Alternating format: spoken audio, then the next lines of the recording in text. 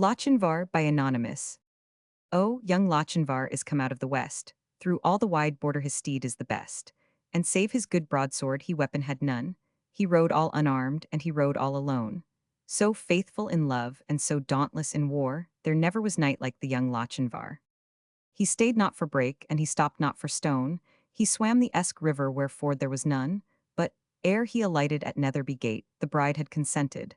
The gallant came late. For a laggard in love and a dastard in war was to wed the fair Ellen of brave Lochinvar. So boldly he entered the Netherby hall, among bridesmen and kinsmen and brothers and all. Then spoke the bride's father, his hand on his sword, for the poor craven bridegroom said never a word. Oh, come ye in peace here, or come ye in war? Or to dance at our bridal, young Lord Lochinvar?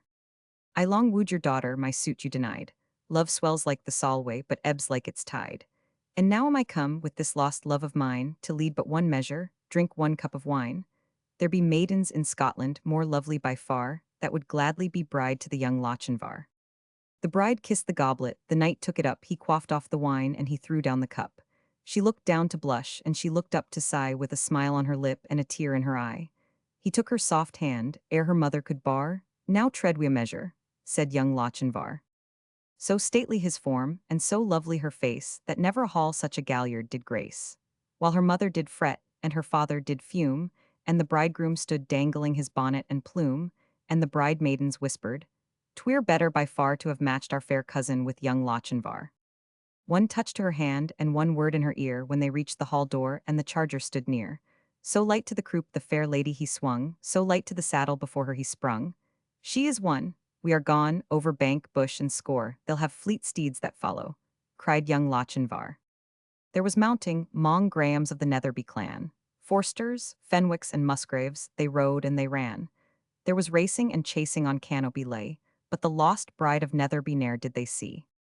So daring in love, and so dauntless in war, have ye e'er heard of gallant like young Lochinvar? Notes: Lochinvar, the song sung by Dame Heron in Marmion, one of Scott's longest and most famous poems. The fame of Scott, 1771–1832, rests partly on these poems, but much more on the novels, in which he is excelled by no one. He stayed not for brake. Brake, a word of Scandinavian origin, means a place overgrown with brambles, from the crackling noise they make as one passes over them. Love swells like the Solway. For a scene in which the rapid advance of the Solway tide is described, see the beginning of Scott's novel of Redgauntlet. Galliard, a gay rollicker, used also in Chaucer. Score, a rough broken ground, the same word as scar.